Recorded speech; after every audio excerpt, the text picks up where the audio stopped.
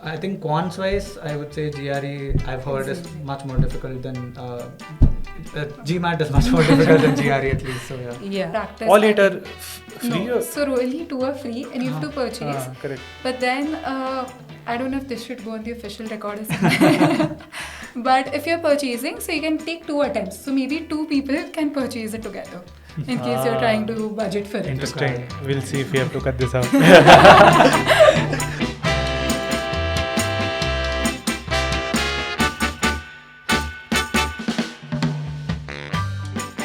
Cool. So, welcome to yet another episode of the ISB Show. Today we talk about the all-important exams, which are the GMAT Focus Edition and the GRE. We have with us Arvind and Jhanvi. Why don't you guys go ahead and introduce yourselves? Yeah, so hi. I worked at McKinsey right before ISB. I was there for around 4.5 years. Prior to that, I graduated in mechanical engineering from SSN College, and straight out of college, I joined McKinsey, and I was working there as a knowledge consultant. And then I applied to ISB, and here I am. So prior to this, I was working at BlackRock in its oversight department for the past 2 years. I completed my bachelor's in accounting and finance from NM, Narsi Munji, and along with that, I've also cleared the first 2 exams for CA. So dropping that and then coming to ISB was a huge decision, but definitely worth it. Well, I think I relate to Jhanvi. My name is Poojan Desai. I qualified as a CA in 2019. After that, I worked about a year and a half in Udaan in their Corfin department, and then for 2.5 years with Misho in their strategy team, and then applied to ISB and got here. But yeah, let's start. I think by the way, just for clarity, the old GMAT which I appeared for has been discontinued. There are 2 exams which ISB accepts for the next application cycle, which is GMAT Focus Edition and GRE. Arvind appeared for GRE, whereas Jhanvi appeared for GMAT Focus Edition. So I think, why don't you guys tell us about the key differences between the 2 exams?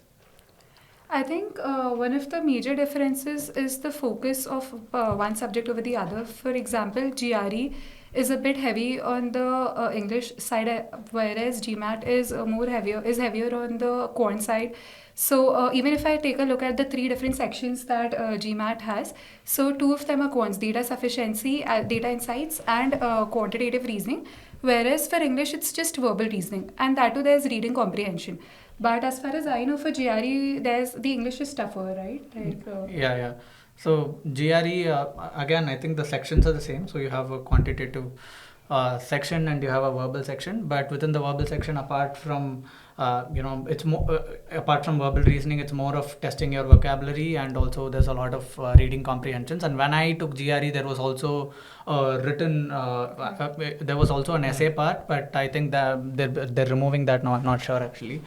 But yeah, I think quants wise, I would say GRE I've heard is much more difficult than GMAT is much more difficult than GRE at least. So yeah, definitely. And like a quick stat about the exam, like how long is a particular exam, how many marks, roughly how many questions, if you guys remember from your... Yeah. So for GMAT Focus Edition, there are 3 sections, and each of them have an equal weightage. For each of them, you have 45 minutes, and the number of questions ranges from 20 to 25. Mm-hmm. So that is there for GMAT, and the total score is 800. But please don't compare it with the previous GMAT edition. That's very important, because GMAT Focus Edition, if you get a score of about 645, that's equivalent to a 700 score on the previous GMAT edition. Correct. Yeah, and even the scoring has changed. So for GMAT Focus Edition, the scoring is in multiples of 5. 705, 715 as compared to the previous GMAT edition. Okay. GRE again is a 3.5-hour exam where each section is about 1 hour 15 minutes or so, and you have half an hour to write the essays at the start, and around 20 to 25 questions per section, and you have 2 sections of quantitative assessment and 2 sections of verbal, and you have a third extra section which could either be quantitative or verbal, depends on your luck on the day. Got it. That's very different from what GMAT is. GMAT has like predefined sections. predefined sections, predefined number of questions as well. And actually, one more difference is GMAT, if I'm not wrong, is question to question adaptive, right? So if one question you get it right, the next question might be slightly more difficult for you. GRE is section to section adaptive. So if I do well on quant section 1, then section 2 might be a little bit more tough for me. And out of, I have 2 sections of quants, 2 sections of verbal. The 5th section might be anything, like I said, it could be quant or verbal. And out of these 5 sections, only 4 are evaluated, and you don't know which 4 are evaluated. Interesting. So, yeah. Oh, it's very different from GMAT, Yeah, definitely. At least you know the questions, and plus you can decide the order as well for the exam. So you have an option of which section you attempt first and which section do you get to choose. And when do you take a break? Is it after attempting one section or is it after attempting 2 sections? Correct. Okay. No, here it's predetermined. You start with whatever section they start with, and the break also, there's a predetermined time in between. And by the way, this GRE format you described is the older one. I think the newer one is slightly shorter. Slightly shorter. I think they've cut down on the essays now, but I think it is still section adaptive. And if I'm not wrong, now they've done away with the extra section. Got it. And I think GRE moved first to reduce time, and GMAT sort of followed suit. GMAT was a longer exam, and it reduced time to sort of match up. So GMAT also had that writing component, which luckily they reduced. I gave the old GMAT, and it was a 3.5 hour long exam, and we had to write that essay as well. That's done away with. Just for clarity of people watching this, you can take exams either online or offline. But where do you guys take it? By the way, ISB in the next year is not going to be taking online exams. So we recommend you take offline exams. And where did you guys take your exams? For me, I took it offline, and to anybody who's taking the exam, I would personally recommend you to take it offline. There is no, you are not responsible for ensuring that there is a good internet connection or that there is no disturbance around you, given a proper room with all the materials. So there's a specific board that they give. You're not even allowed to take inside pen, paper, and they don't even give you pen and paper to write. So do you remember in your childhood there was a drawing board and a marker, whiteboard, yani white? So that is what is given to you. It's a whiteboard flip book. It's like has 6 smaller whiteboards. It's like a flip book. It's a flip book, and you have to write it with a marker. Correct. So any day, I think you should go for an offline version. Yeah, I agree, because again, like you were saying, I think one concern was the reliability of internet connection itself. You'll never know what can go wrong. And the second was, I was talking to a lot of alums, and even before ISB formally did away with online GMAT or GRE. There was alums already were sort of pushing me towards taking it offline, because there were definitely a lot of concerns around online and the just the general quality of the exam online and how it's proctored, etc. And I think a lot of B schools worldwide also specify that it has to be offline. Correct. So I think it was inevitable that ISB also moved in that direction. I took it offline as well, and I think also the environment matters. Like for me, I get into the headspace of in an exam center, like of an exam headspace. It'd be very weird taking that exam at home, for me at least. Yeah, I mean, with your family making all sorts of stuff. Correct. Conversations outside, that's difficult. Exactly. Your mom coming in with food. You get a break whenever you want. No matter how much you tell them that, okay, I'm having an exam, please don't come in. I faced that a lot during my mocks. So even for my mock exams, I wanted to be in the headspace where, I'm completely alone, undisturbed, and it's just me and the exam, right? But oftentimes, one of my family folks just come in, bring water or bring snacks and all of that. So I think that gets a bit tricky when it's online. So yeah. Cool. I think, but if anybody has not chosen yet which exam they want to appear for, any tips on how should you go about choosing which exam suits you? Maybe I'll start. I think just talking from my experience, it really depends on where you stand, where you stand personally, which exam format you're already familiar with, and what level of aptitude. It's basically a lot of self-awareness. For me, since I was an engineer, there was some sort of familiarity already with GRE for me. Of course, a lot of my peers at that time were preparing for GRE for a different reason, for MS and whatnot. Correct. But at least the test format I was very familiar with. I had helped some of my friends, in college prepare for it. So I myself, was aware of how the questions would be. And I really found the quants to be on the easier side with GRE. So that was one factor. The second was the kind of time I had. Given that I was working and at McKinsey, my life was very hectic, right? So I had to work pretty long hours. So that meant that I really had to optimize for the amount of time I could spend on studying every day. And I genuinely felt that for me, GMAT would have required more effort on a daily basis from my side.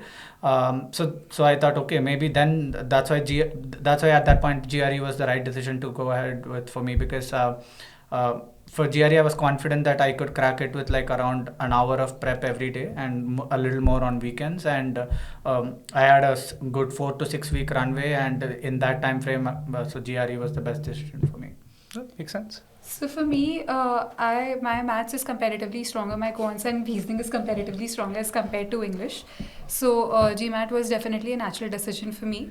And I think your environment also makes a lot of difference. A lot of my friends were preparing for GMAT. So I already had that surrounding where everybody is discussing GMAT questions, preparing for it. That's how I went about it. With the new focus edition, you had to only spend 45 minutes a day for each section. So obviously time optimization came in. But in case anybody is deciding, I'd say definitely play to your strengths. But once you've decided, don't switch. Don't keep switching between GMAT, and then if you don't score well on a mock, go to GRE and then come back to GMAT. You wouldn't be able to score well. No, I agree, because I would say that, there is two things here. One is sometimes you end up taking a lot of time just deciding between which exam you want to take. Yeah. I personally did that. I spent like almost a month wavering between if I should do GRE or GMAT.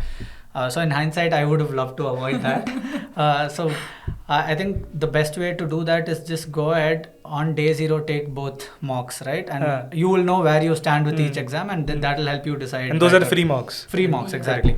And that will help you decide better. And second thing is, don't get swayed by the perception that for this school, for this program, GMAT is better than GRE, or the school itself prefers GMAT over GRE, because your friends might be saying that, and some alums might even say that because that's based on their experiences. But as of now, ISB or most B schools, for that purpose, I don't think they definitely do not differentiate between GMAT or GRE. Correct. They're completely impartial between the both. So of course, while you base the decision on where you stand and what you're good at, don't bring this as a factor where you worry about what the school your accepts. fit is more important than Exactly. Schools are more or less neutral.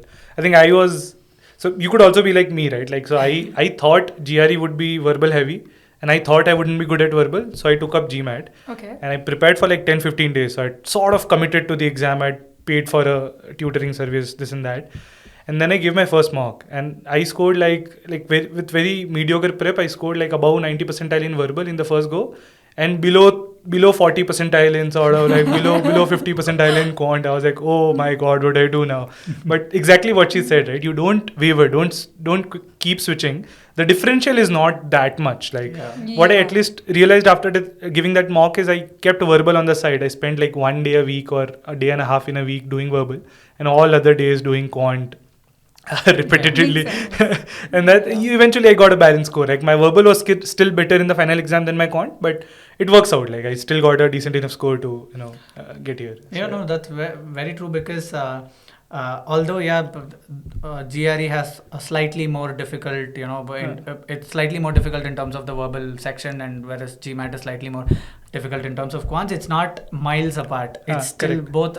I would say it's more of difference of like plus or minus 10% on either side. It's not that correct. It's more closer to each other than people actually think. So correct, absolutely. I think when I was preparing also for GMAT Focus Edition, for at least verbal section, there were a lot of critical reasoning and reading comprehension questions that were same for somebody who was preparing for GRE. So a lot of questions overlap. There's just this one caveat, since the data insight section that is newly introduced in GMAT Focus Edition, and it was not there in the previous. So there are not a lot of practice questions for that. At least the official practice questions or the previous past year's questions, since there aren't a lot of iterations of the exam. So finding questions for that section might be difficult comparatively. Although in my edition as well, we had the data analysis part, but it didn't count to the main score. Now it counts to the main score as a separate section. But what I felt attempting that section was, if you have worked for 2 years, which most people attempting for ISB would have, it's straightforward. Like if you have seen charts at work, or Yeah, if you fair. have seen data at work, it's fairly straightforward. So it shouldn't be something that scares you. Right? It's simple. Right? So that's about it. But yeah, I think so. For somebody who's looking to chart their journey out, right, be it for GMAT Focus or GRE, how should they chart it out? How did you guys chart your journeys out when you started to the day you applied? If you can sort of walk us through that. So again, for me, I was sure that I wanted to apply in round 2. Because I know my decision to apply was sort of late, and I needed a good runway to make sure that my application was strong. So once I had decided that okay, I'm gonna apply in round 2, I sort of started back working from the date of from the deadline to apply, which was at that point for me December 4th. So at that point I was at somewhere in I think July, and I was looking at okay, now I have to apply in December 4th. How do I go about it? I knew that I was on this one crazy project at that time, so I had to budget off 2 months from that because I knew I couldn't get anything done at that point. So again, that's why I took that weighed in my decision to go for GRE, right? So basically, I gave myself around a month before the deadline for me to have my GRE score ready. Why I did this was because if something goes wrong, I had to give myself a little bit of leeway to take it again. And any closer than that, I wouldn't have had enough time to focus on my actual the meaty part of my application, which is the essays and my profile, etc. So I had to I had to justify the time. I had to budget for that also. So I thought 1 month, having GRE score ready 1 month ahead was like a good place to be at. And so now December 4th, and that brings me to November 4th, where I had to have the score ready. So from there I thought okay, then I need 6 weeks of prep at least for me to take the exam confidently on November 4th. Makes sense. So again, I budgeted 6 to 7 weeks for that, and that's when I started my prep. Sounds great. How about you? So for me, it was a bit of a last minute thing. Would definitely advise everyone to start a bit earlier. But anybody who's planning to give GMAT Focus Edition along with their work, a good span of 2 to 3 months is something that I would definitely advise you to keep in your hand. Because GMAT Focus Edition specifically is not like a typical exam that you give. You can just study for 3 to 4 hours on a Saturday or a Sunday. You need to practice every day so that you actually get in the habit of answering the verbal questions or the reasoning questions. So for me, I prepared for around 2 months. I started with preparing the official GMAT questions and the questions that were there on the website.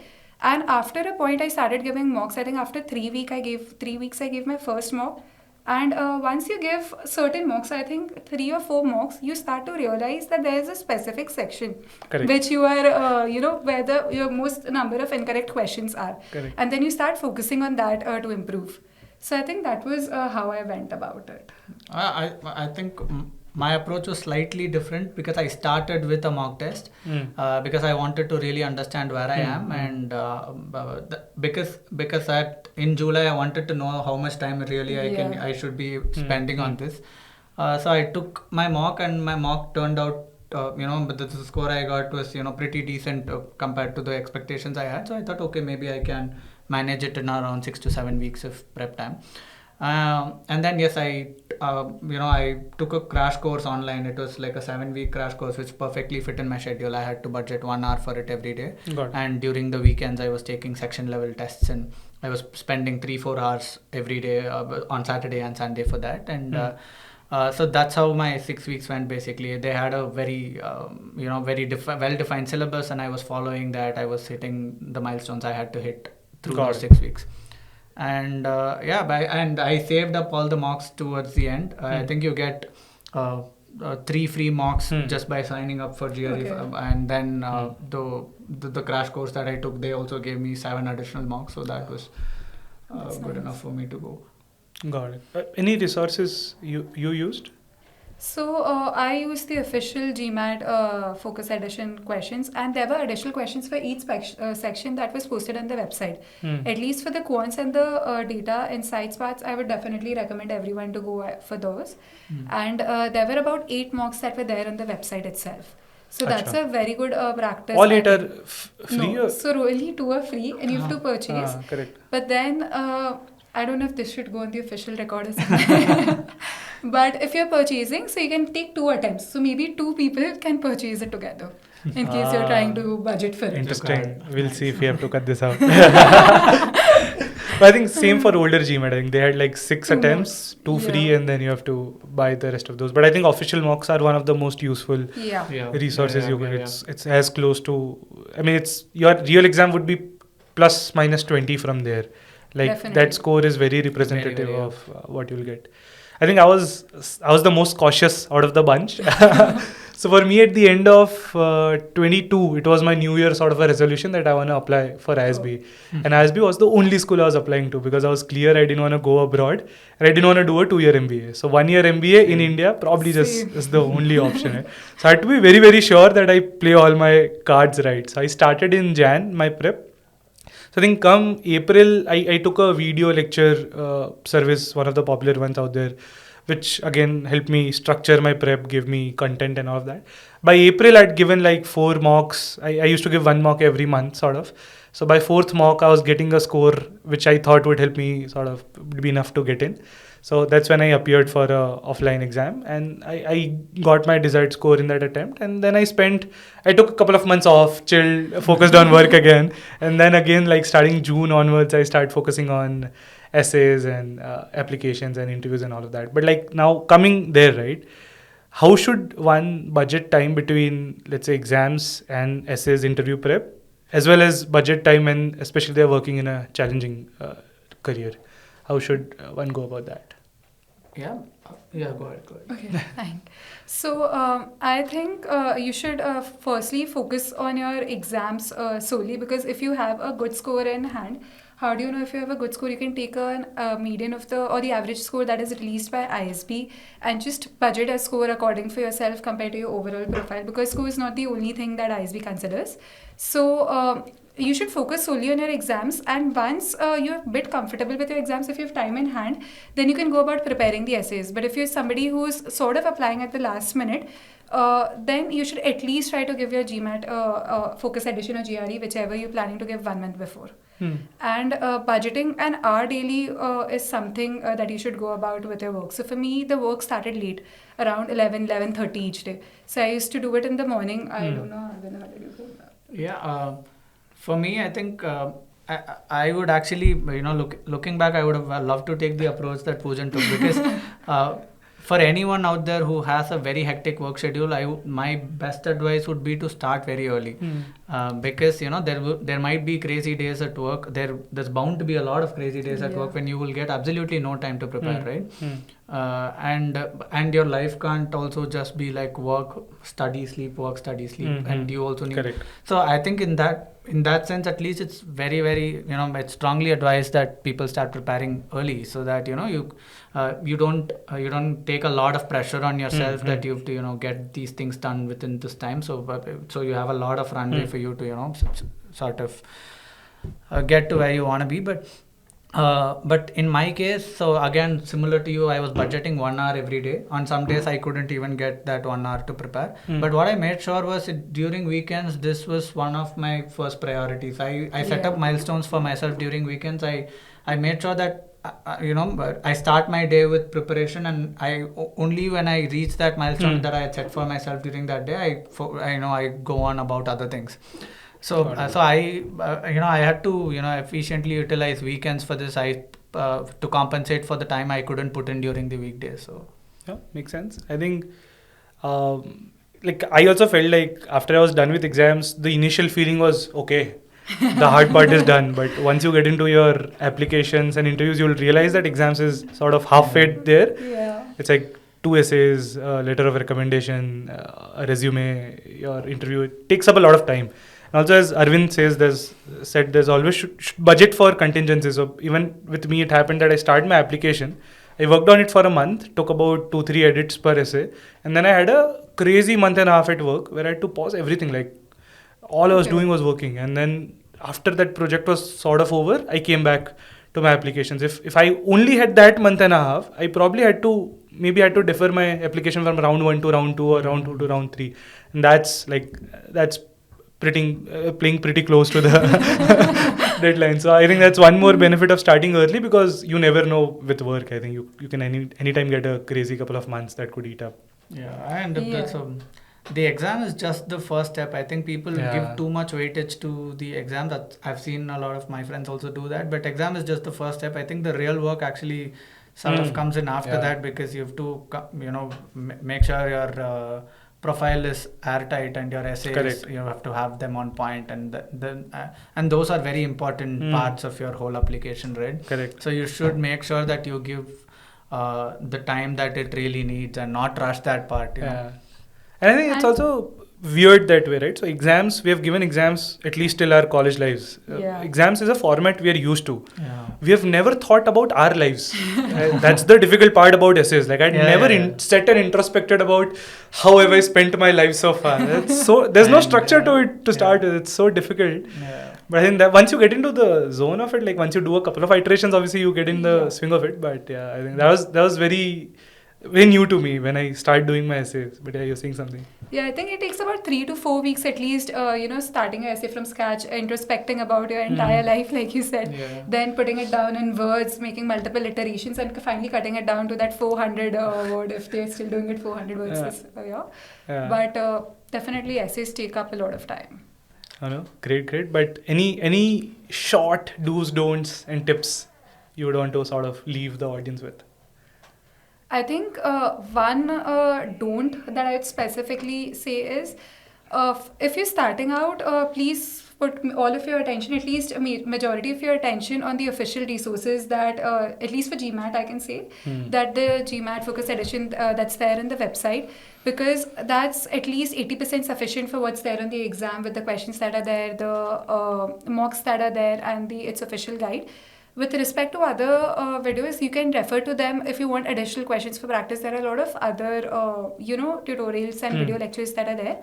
But please don't go about, just depending on other resources and keeping the official resources as your backup or something that you'll see at the end. A lot of people make that mistake and they sort of lose on that. I think a couple of do's and don'ts from my side. On the do's, I would say have a work plan. Define a very good work plan ahead, well ahead, so that you know when you have to complete what, so that you don't put a lot of pressure or take a lot of stress towards the end, and stick to it. Try to stick to that as much as possible. Factor in contingencies for when you cannot fulfill your commitments during certain periods of time. That's one do. Second do is, I would say, surround yourself with a few like-minded people, right? You can use forums like GRE Club, GMAT Club for to find other folks who are prepared at the same stage of preparations as you, and you can maybe especially for GRE, I found it helpful to run vocabulary with a few others who are also preparing. So you have to remember a lot of words for GRE. So so that helped. So that's another do. On the don't, one like she was saying, I think. Don't rely on free tests that you get on any random website. That will actually do more harm than good for you. And second is, if you end up getting a low score on your first try, don't lose confidence. It's only one part of the application. There's a lot more to go, and you can really compensate with the other parts. And second is, again, if you budget enough time, you can of course take it once more, and I'm sure you will do well the next time, right? So it's not the end of the world if you don't get your desired score the first time. Awesome. And it half of the weight, sort of, not really the weight, Shrita, me to cut this part. But a lot of consideration also comes from your story that you put in, and a lot of our peers that we meet here, the scores are a range, a pretty wide range. But then people are also a range. You meet people and you wonder how different they are from you, and you really understand why they're here and part of this college. And that's the beauty of being on campus. Right? That's the best part about ISB. They don't judge you. I think most B schools, they don't judge you just by the one score that you get in an exam. It depends on your holistic profile, your story, and what you've done, what you've achieved in life, and also your exam. And there's also an interview with. So there are multiple parts to the whole process, and exam is just one of the smaller parts in it. So I think ISB is one of those few schools in India, at least, that understands that everybody has that unique one thing that they bring to the table, and they want to focus on that. They don't want to focus on a specific number that you've gotten at a specific time in a day. Correct. So anybody who's gotten a low score, that should not deter you from applying at all. Yeah. Awesome, and I think a lot of people would be writing exams or about to would be in the sort of later half of the preparation. How did you guys go about your last week, like before your date? Probably that might help them plan. So for my last week, I was very sure that I did not want to go give any mocks personally, because if I would have gotten a lower score in any of the mocks, that would have affected my confidence. Last week, I went about revising all the concepts, the different sort of questions that were there. So during my preparation, I made a note of all the different sort of questions that are there. Last week went about just doing that. And obviously the last day, please don't study more than 2 to 3 hours and get a good night's sleep. Very important for the exam. Correct. Mine was very different because I did not take a lot of mocks throughout my preparation. I just took section level tests, but I properly started taking mocks only in the last 1.5 weeks. My whole agenda for the last 1.5 weeks was that I should not study any new topics. I should have everything covered before that time. I was just going to revise a little bit during that time and take mocks. So I was doing 1 mock every day for the last 10 days or so. I was seeing that I was getting sort of similar scores, but I mean small increments, but sort of the scores I was expecting throughout, and that gave me a lot of confidence. But I can see if it did not go my way, that could have but to each their own, I think, in this aspect. Yeah. I think I was again somewhere in the middle in this bunch. I think it was probably the 4th mock when I realized that I'm getting the scores I want. Then I decided, I took the date like 10 days after that. And then in the last week, I gave 1 more mock just to be sure that wasn't a fluke. I was like, no, it's not a fluke. So that's this one. And then probably I scaled down only in the last week. Probably the day before the exams is the least amount of work I did. I mostly chilled, got a good night's sleep. It's hardly a test of memory. It's a test of application. So be well rested. Be in the right zone. Be comfortable. I think it's gonna do you more good. I think one tip I wanted to cover, which I didn't cover earlier, was I tried giving GMAT earlier as well, before the one I gave. Like that prep I started with textbooks. So I went very deep into the questions. I tried learning, thick textbook, the official GMAT EO. But then I realized it's very time consuming. It almost didn't seem practical. So the second time around when I started, I directly jumped to the questions. Yeah. I did a lot of questions, and whenever I would get a question wrong, it will the software would give you feedback. Why was it wrong? Even the official GMAT would give you the reason why was it wrong. It's easier to learn from there. And once you're sort of built a certain capability, then you go back to concepts. It's very fast to go through. So probably if some of you are also struggling with this, if you're struggling to start, if you start trying to be too theoretical to start with, probably what could help is just start with questions. Maybe do that for 15, 20, 25 days, build concepts, and then probably go to theory. You'll cover that much, much faster. That's what I felt like. Did you guys refer theory much, or was it the same thing as you? Because I the GRE, the official book also, just the size of the book would discourage you from ever taking the exam. So for me, I was sure that I couldn't, just go by the book. That would eat up a lot of my time. So that's exactly why I went the online route. I had, a very well-defined syllabus, short set of slides covering the important aspects, concepts in each topic, and then a lot of problems. So yeah, I'm also someone who, practices better with problems than theory. Correct. So if I get something wrong, then I'll read the concepts related to that one and saw where I went wrong, and that's how I understood. Definitely, and I think there's another thing that I'd like to add is time. So majority of the times, what a lot of people do is just keep just solving the questions or focusing on the concepts, but what they fail to understand that this is a time-based test. So very early in your prep, you should start factoring in the time. Like for me, I knew, for example, for quants, I had 21 questions, 45 minutes. So within the second week of my prep, the way I started solving questions was I had to solve 21 questions in 45 minutes. So that even got me in the flow of that's smart. Answering. Probably that's why you did it in a shorter time. But on the time front, there was actually one very important thing. This was a mistake I did. For all the problems I was solving at home, I was using my calculator, but in the exam hall, you actually have to use the very small calculator that they have on the desktop screen, which is insanely slow. to use, right? And please start, when you're preparing, I would actually advise folks to use that and prepare rather than, because that's what you will be using in the exam, or you won't have a calculator. Did you guys also have focus? So for us, Yeah. I don't even remember if we had, I did mostly mental math. That's the quickest way, pulling up a calculator. I don't even remember if we had a. So we had a calculator, but same, it was so slow that I'd rather solve it Rather on solve my it own. by hand. Yeah, correct, and correct. use that. Yeah, just write it down and solve it. Exactly. Yeah, makes sense. Cool. I think final words on the process. It's an intense process, right? Along with work, prepping for exams, giving it a couple of times, maybe more than 2. Then your essays, then your interviews. It's an anxiety-filled, hard time to go through, but you worth it. What do you guys think? I think the entire process that they've made is definitely very intense. Going from the exams, then the applications, understanding, introspecting yourself, preparing for the interview, and then coming to ISB.